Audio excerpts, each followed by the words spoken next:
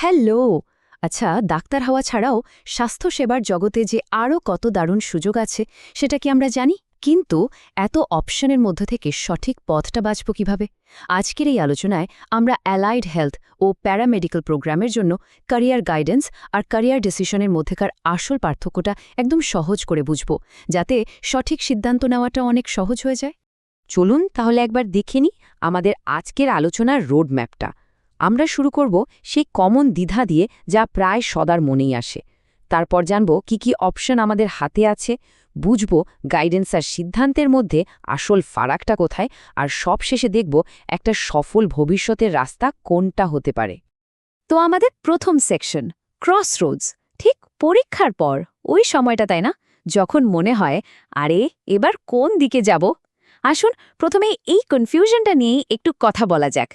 এই প্রশ্নটা সম্ভবত মনের মধ্যে বারবার ঘুরছে, তাই তো? চারিদিকে এত অপশন, বাবা মায়ের এক্সপেকটেশন, বন্ধুদের দেখাদেখি, সব মিলিয়ে সঠিক রাস্তাটা খুঁজে পাওয়া কিন্তু বেশ কঠিন। কিন্তু চিন্তা নেই, এই সমস্যাটা শুধু আপনার একার নয়, এটা খুবই স্বাভাবিক।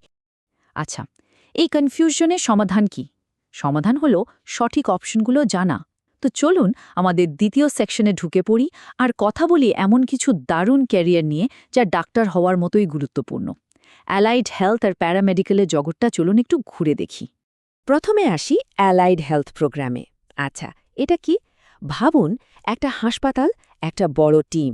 ডাক্তাররা যেমন আছেন, ঠিক তেমনি তাদের পাশে থেকে যারা আসল কাজটা করেন, যেমন রোগ নির্ণয় করা, বিভিন্ন থেরাপি দেওয়া বা টেকনিক্যাল সাপোর্ট দেওয়া, তারাই হলেন অ্যালাইড হেলথ প্রফেশনালস। আর প্যারামেডিক্যাল প্রোগ্রামগুলো, এদের কাজটা আরও বেশি অ্যাকশন প্যাকড।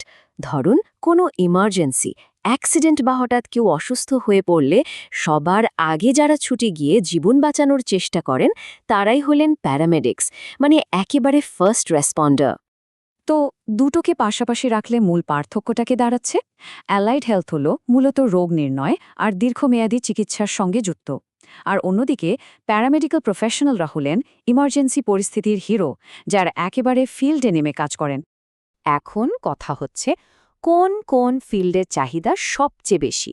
স্ক্রিনে দেখুন, মেডিকেল ল্যাবরেটরি টেকনোলজি, রেডিওলজি মানে এক্স-রে, সিটি স্ক্যান, এইসব, ফিজিওথেরাপি, এমনকি অপারেশন থিয়েটার টেকনোলজি ভাবা যায়। আর হ্যাঁ, লিস্টটা কিন্তু এখানেই শেষ নয়, সুযোগ আরও অনেক।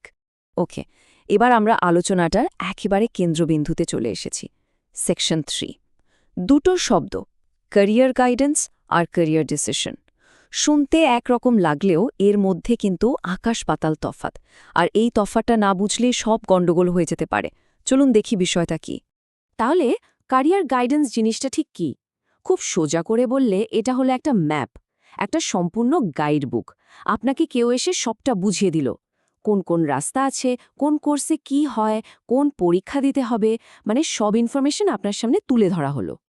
আর ক্যারিয়ার ডিসিশন, ওটা হলো ওই ম্যাপটা হাতে পাওয়ার পর নিজের জন্য ফাইনাল রাস্তাটা বেছে নেওয়া। মানে আপনি ঠিক করলেন, হ্যাঁ আমি এই পথেই যাব। এই সিদ্ধান্তটা কিন্তু আর কেউ নিয়ে দেবে না, এটা 100% ব্যক্তিগত।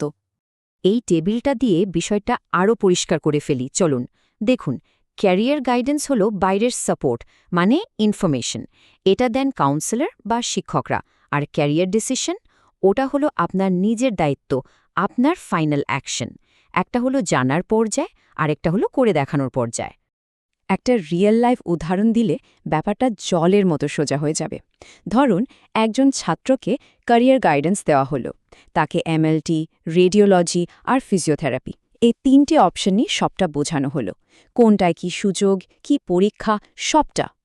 এই যে সে সবটা জানল, এটা হলো গাইডেন্স।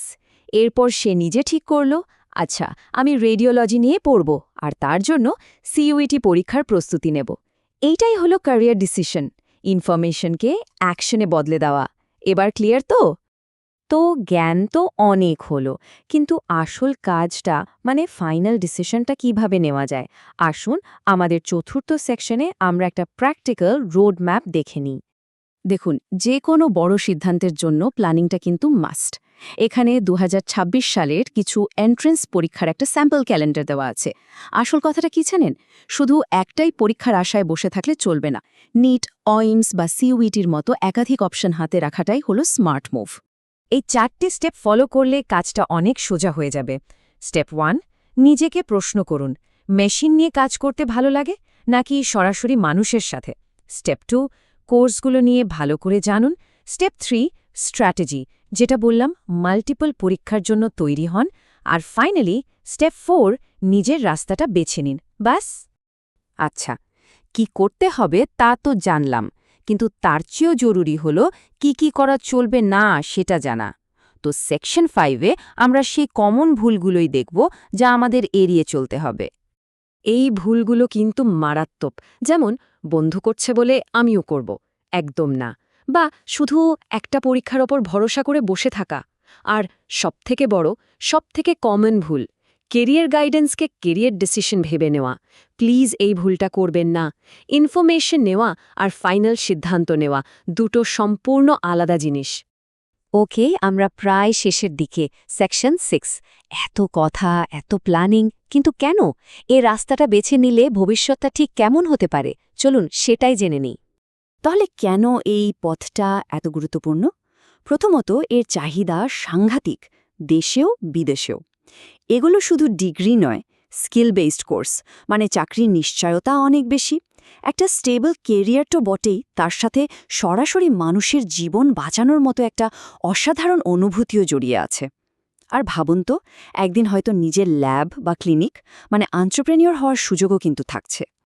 তো সবটা জানার পর স্বাস্থ্যসেবার এই বিশাল জগতে নিজের প্রথম পদক্ষেপটা নেওয়ার জন্য কি মন তৈরি?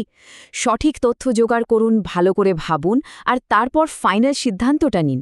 মনে রাখবেন, গাইডেন্স সবাই দিতে পারে, কিন্তু ডিসিশনটা আপনার, আর ভবিষ্যৎটাও।